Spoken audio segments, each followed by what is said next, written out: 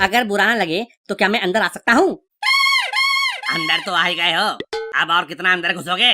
जहाँ तक भाभी जी खोल कर रखेंगी वहाँ तक तो घुस ही सकते हैं। क्या?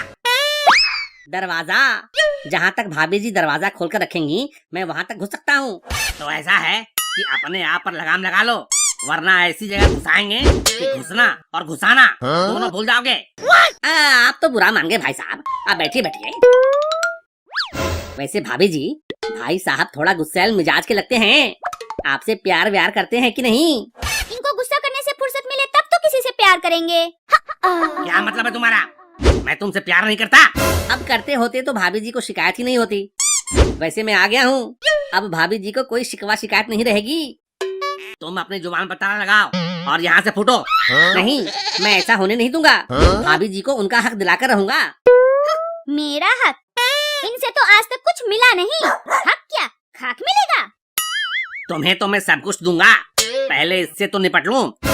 देखो भाई साहब, आपने गलत समझ लिया मुझे। मैं आग लगाता नहीं, आग लग जाने के बाद लोगों के परिवार वालों के काम आता हूँ। मतलब? अरे जब आप मर जाएंगे तो आपके घर वाले आपकी बॉडी को आग तो लगाएंगे ही ना, उसको पिरामिड की मम्मी की तरह तो नहीं रखेंगे ना। क्या?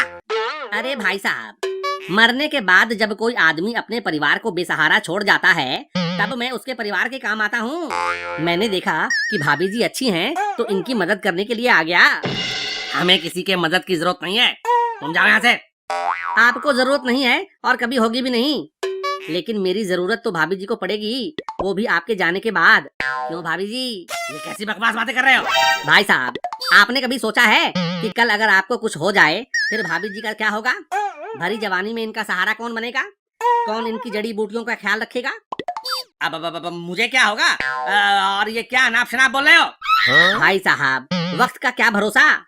आप न्यूज तो देखते ही होंगे कि ट्रक ने बाइक सवार को रौंदा, सड़क पार करते आदमी को कार ने रौंदा। भाई साहब, जिंदगी का कोई भरोसा नहीं। अब मुझे क्या होगा?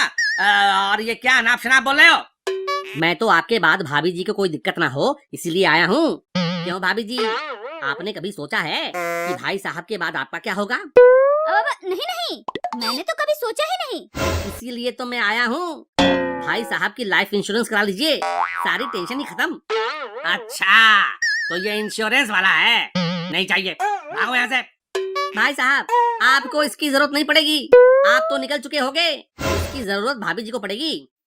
लेकिन इंश्योरेंस कराने से फायदा क्या होगा? मैं समझाता हूँ। देखिए, किसी भी बहाने से, चाहे कोरोना का नया कोई वेरिएंट हो या कोई एक्सीडेंट, अगर भाई साहब निकल लिए तो आपको लाखों करोड़ों रुपए मिलेंगे। सच? हाँ, और उन पैसों से आप वो सब कर सकती हैं जो भाई साहब कभी करने नहीं देते। क्या? सच में? हाँ, सच में।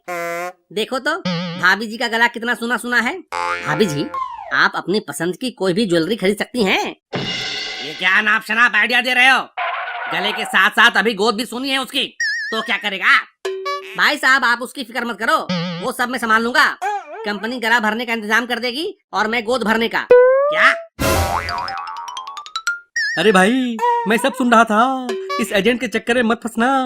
अरे ये इंश्योरेंस वाले ऐसे ही झूठ बोलते हैं, पहले तो पैसा ले लेते हैं और जब किसी की मृत्यु हो जाए तो पैसा लौटाते नहीं हैं। एक नंबर के फ्रॉड होते हैं ये। ऐसा नहीं है, हमारी कंपनी पूरा का पूरा पैसा 13वीं तक लौटा देती है। मैं गारंटी देता हूँ, यकीन ना हो तो 13वीं के बाद फोन करके बीवी से पूछ लेना। पहले सब लोग ऐसे ही कहते हैं।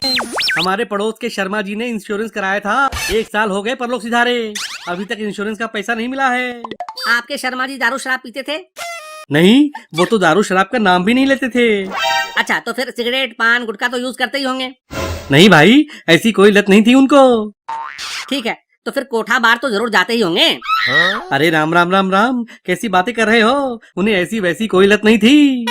अब आप ही कहो भाभी जी, जो आदमी जिंदगी जिया ही नहीं उसके मरने का पैसा कंपनी कैसे देगी? अब मैं कुछ नहीं जानती, आप अपना इंश्योरेंस करा लो अभी और इसी वक्त। देखो, ये हमें ठग रहा है, ये कोई पैसा वैसा नहीं देगा। नहीं, मुझे इस भोले आदमी पर पूरा भरोसा है, ये तुम्हारे मरते ही मुझे पैसे जरूर ला कर देगा। दोगे ना? बिल्कुल दूंगा भाभी जी, आप जब जहाँ जैसे कहेंगी वैसे दूंगा। ये कैसी बात कर रही हो? जीते जागते पति को मारने पर तुली हो। देखो, जीते जी तो कुछ कर नहीं रहे हो। मेरे सारे शौक मौज अधूरे पड़े हैं। क्या पता मरने के बाद मेरे काम आ जाओ। ठीक है, लेकिन इसकी क्या गारंटी है कि मैं ही पहले मरूंगा? अगर तुम पहले मर गई तो क्या? अरे हाँ, ये तो मैंने सोचा ही नहीं। भाभी जी, आपको इसके लिए सोचने की जरूरत भी नहीं है। मैं साइड से एक सुपारी किलर भी हूँ। क्या? तुम किलर भी हो? हाँ, ये देखो, मेरे बैग में रस्सी, चाकू, जहर सब कुछ है। आपको जैसे ही पैसे की जरूरत पड़े, आप मुझसे कहना। मैं भाई साहब को टपकाकर कंपनी से आपको सारे पैसे दिला दूंगा। लेकिन चाकू रस्सी से कुछ होगा नहीं, और जहर तो पहले से ही इस आदमी के खून में भरा हुआ है। ठीक है, तो ये है ना, इतनी गोली मारूंगा कि खून में पित्तल भर जाएगा। ये क्या लगा रखा है? तुम एजेंट हो या लुटेरे? ये पिस्तौल लेके घूम रहे हो? ये ज्यादा मचमच नहीं, बहुत देर से सुन रहा हूँ। अब जल्दी से पॉलिसी पर साइन कर, वरना अभी पूरा का पूरा अंदर डाल दूंगा। अब ये तो सरासर गुंडागर्दी है भाई साहब। ऐसे कोई करता है क्या? ओए, बीच में टपके हुए राय बहादुर, चल तू भी पॉलिसी पर साइन कर, जल्दी साइन कर। आए थे फोकट में राय देने। अरे देखिए, आप ऐसे जबरदस्ती कर रहे हैं। तुम लोग आराम से सुनते भी तो नहीं हो। साला, हमें भी अपना टारगेट पूरा करना होता है। फैमिली के लिए, गर्लफ्रेंड के लिए कमाना पड़ता है। अच्छा, तो अपना टारगेट पूरा करने के लिए तुम हमारे परिवार वालों को हमारे मरने के फायदे बताते हो? बकवास बंद करो और चुपचाप पॉलिसी पे साइन करो, वरना अभी ये ठोक दूंगा। अरे कुछ मत कहो भाई को, इसी अपना टारगेट पूरा करना होता है। लाओ पेन, अभी साइन करते हैं। ये हुई ना बात। ये लो, तब तक पिस्तौल पकड़ो, अभी निकाल के देता हूँ। कहाँ गया पेन? यहीं तो रखा था। हाँ, ये रहा, ये लो।